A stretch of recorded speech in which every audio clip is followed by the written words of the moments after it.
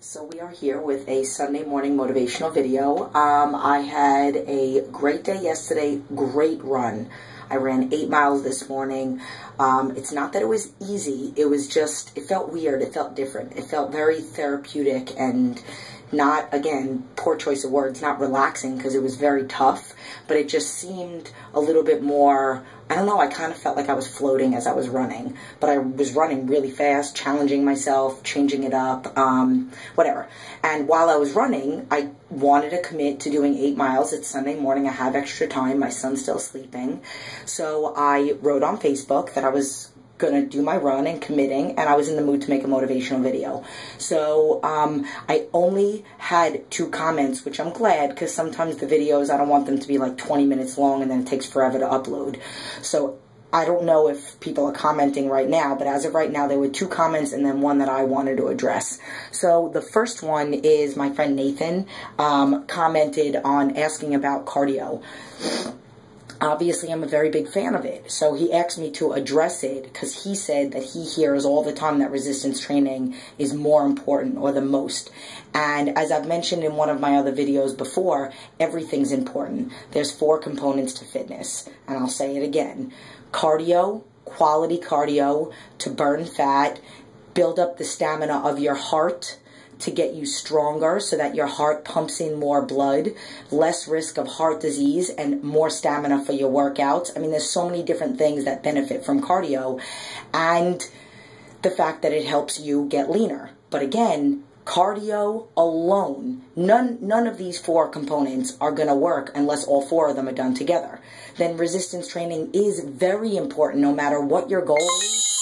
It's important if you want to lose over 100 pounds, you got to do resistance training. Number 1, it puts on lean muscle tissue. The more lean muscle tissue, you burn 5 to 10 times the amount of calories. So a guy that wants to lose, or a girl that wants to lose 100 pounds, one guy's doing resistance training, cardio, eating well, and emotional exercises, and the other one's just doing cardio. That one's going to get to his goal 5 to 10 times quicker because he has more lean muscle tissue. He's burning more calories at rest, etc., etc. So that's why resistance training is important. But again, it's got to be both. You got to put on lean muscle tissue. Somebody that does have an aggressive goal, you have to do it so you don't have a lot of loose skin. There are people that ask me all the time, why can't I just do cardio? Or why do people have a lot of loose skin? And it's because they don't flip around heavy weight. They got to. My clients, I've helped a number of women lose over 100 pounds. And specifically, the latest one that I helped was this one that was in my studio. I helped another woman in New York. I had to help somebody else here. But basically, over 100 pounds. And the way that she did that was training with me 5 to 6 days a week, pretty much 6 days a week. My other client in New York trained with me 4 or 5 days a week. And we lifted heavy weight. You have to. It tightens up the skin. It builds the tissue underneath. So that's the only way to do it. Resistance training, but cardio, again, is important. And then you have to eat good. You can eat. You could do Weight Watchers and you could stay within the guidelines and be eating garbage food, but if you're not fueling your car the right way, just like the Lamborghini video that I did, if you're not fueling your car the right way, you're not going to maximize on your workout and on your cardio. Again, cardio is important because it'll help you with your training. People watch me sometimes, not at all trying to toot my own horn, but they watch me sometimes when I work out at one of the gyms that I work out at. They're lucky they don't talk to me because I don't want to be bothered when I'm working out. Talk to me afterwards. But I go fast. And I go fast from like lat pull down with 245s and 210s, which isn't even my heaviest weight, on the bilateral lat pull down, or 140 pounds on the cable, and then I go right to tube really fast. And then I go right to, let's say, heavy shoulder press or heavy lateral raises, and then I go right to the band. And I go back and forth, and literally, I don't track my time in between. I just go from one to the next. But me being strong in cardio is what makes me be able to do that with the training. That's why it's important. And people ask me all the time about my abs. I don't have abs just from cardio. I have abs because I do core training, heavy lifting, dynamic training, good cardio, eat clean, stupid dumb clean. Like my son is going to be 5 June 13th of this year, obviously. He was born in 2008, and I have not cheated since then. And I don't even count the cheat that I had the day before I was giving birth to him, but it was something that I usually don't eat. I had sushi. I think I had a California roll, and to me that's a cheat because it's got like the mayo and the avocado and the white rice and all that other stuff. And then I believe I ate something else that wasn't what I usually eat. But when I was pregnant, I was physically sick. I was actually on an IV for a month when I was pregnant with my son because all the things that I had to eat for my Crohn's, I couldn't eat for my pregnancy. You women out there understand there are things that literally, I couldn't smell people chewing gum. Like, the smell of spearmint gum made me want to puke. I was a fitness manager at Bally's. I used to kick people out of my office. So I was getting sick because I had to eat other food that I don't normally eat. But whatever. So, and then you need to do your positive affirmations. You need to do your emotional exercises every day. If you don't do them and there's any doubt in your mind that you're going to get to your goal, you're not going to get to it.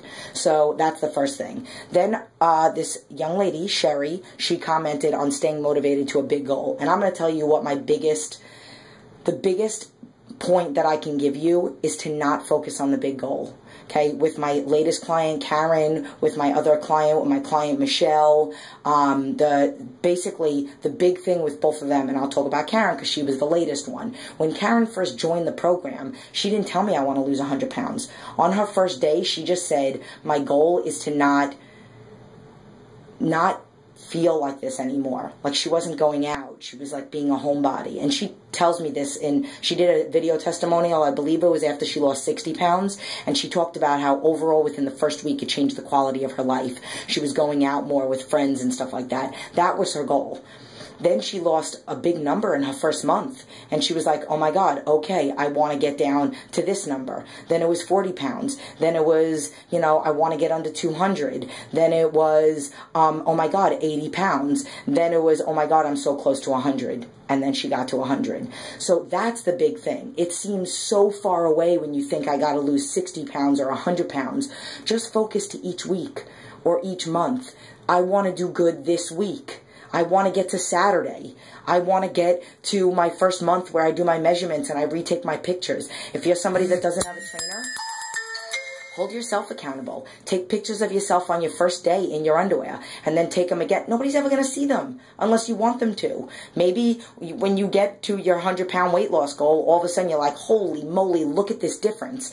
And you want to show them off. Well, you never do. It's just something that you look at, something that motivates you. If you're, single and you can print it up and have it in your bathroom, and maybe every single day you're like, I don't want to get back to that picture. I don't want to get back to there. Or a picture of, at one end, the picture of the body that you had or don't want anymore, and a picture of the body that you have, that you want to get. And everything's attainable. I don't believe in big bones. I don't believe in, I'm a big girl. I've always been a big girl my entire life, because my client that was in New York, she was never, ever, ever, ever small. She was big her entire life as a child. So it could be done. But the biggest thing is focusing on the little things. The little things. And then when you mess up, because we're human, you have got to forgive yourself. Do not beat yourself up. That every day is a new day, a new chance to start over and get it right. I mean, obviously you can't be making mistakes every day and forgiving yourself. You have to find out why are you making them? Do you not have yourself set up for success? Are you not time managing? Are you not setting yourself up with food and everything? Are you making excuses? Are you somebody that has a bad memory and you're using that as an excuse? I have a horrible memory. That's why I have Post-its everywhere in my house. So that is huge, huge, huge. Set yourself up. Watch my nutrition webinar. Pre-plan all your food. Read positive books. The 4 Agreements and Awaken the Giant Within. Find your fire. What's going to motivate you every morning and every week to get to the end of the day. So huge. And then do not focus on the big long-term number. Focus on the one thing that you have control of, and it's that day. That's it. Control that day and then move on tomorrow. And then something that I wanted to talk about. So somebody made a comment on one of my videos, and I don't mind, but I am going to kind of say something that they might not like. But I made a video the other day about my egg whites and about how I cooked my egg whites and how I cook them, because somebody asked me how I cook them. And I mentioned that I have a Splenda. And out of all that whole positive video, this one person made a comment and said, Do you know that you're eating, I notice that you're eating Splenda, and don't you know that that's bad for you?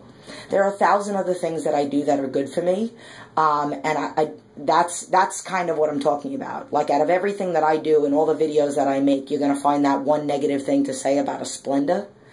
So, again, if you're watching, you really got to start to focus a little bit more on the positive in life. So, 90% of my day, 95% of my day is phenomenal. I eat ridiculous food. I'm ridiculously clean food. The Splenda is the one thing that's not so great, that gives me a little flavor in my life, that gives me a little extra sweetness in my oatmeal. So I'm going to tell you about my rule. My rule is the 90-10 rule. And I talk about this in my grocery store tour. If 90% of your day is good and you have one thing that's not so great, 90% of your week is great and you have one thing that's not so bad, that's not so good, you have wiggle room. We all have wiggle room. But that 10% is a very small window. Like, that's my Splenda. That's it. That's my wiggle room. So you can't say one bite of a chicken nugget is my wiggle room. No, that's not what I mean by it. Like, if you like to have low sodium, somebody mentioned this to me, if you like to occasionally have low sodium soy sauce on some of your food, maybe every other day. And maybe only a little bit so that you don't exceed your sodium numbers. And maybe that's your wiggle room. You know, you don't want to have wiggle room with bad food. Your wiggle room isn't 1 teaspoon of ice cream or tablespoon of ice cream every day. That's my 10%. That's not what I mean. I mean, not like literally, if you were going to say my day is beyond disgustingly clean and everything is from the earth, organic and good. That's 100% clean. You could do that. That's fine. But I like to have a Splenda, and there's nothing wrong with that because everything else in my life is disgustingly perfect. So I hope you don't, because it's very easy, and I'm not at all saying anything bad. I'm not trying to say anything bad about you, but we all in America, we like to hear what we want to hear. So when I talk about this in my grocery store tour all the time, and I talk about how, you know, people hear that almonds are good, so they go ahead and they sit down, they watch a movie, and they eat a bag of almonds, and that's like over 100 grams of fat. It's more than hundreds of grams of fat and like thousands of calories, but they read that they were good for them, so they ate them. So, I mean, everything is good, anything, most things, some things, okay. Some things are good in moderation, some things aren't good at all. But things that are healthy are good, but again, a serving of it, and maybe on certain days and not every day. But please, don't hear what you want to hear from that 90-10 rule and start doing that. And like I said, Splenda isn't even that bad. It's an artificial sweetener. Yes, it's better than Splenda, and better than Sweet and Low and Equal. It isn't as good as the Truvia and Privia, but I don't like the aftertaste from those two. So that's why I use Splenda. So that is 10% wiggle room, which isn't even that bad. So I hope you guys like this video. Look, I only had 3 subjects to talk about, and it took me 14 minutes almost. Okay, so I love you. I do this for you guys. I have got to go eat breakfast. I'm starving after 8 miles and 13 minutes of videos. So I will see you guys soon. I love you.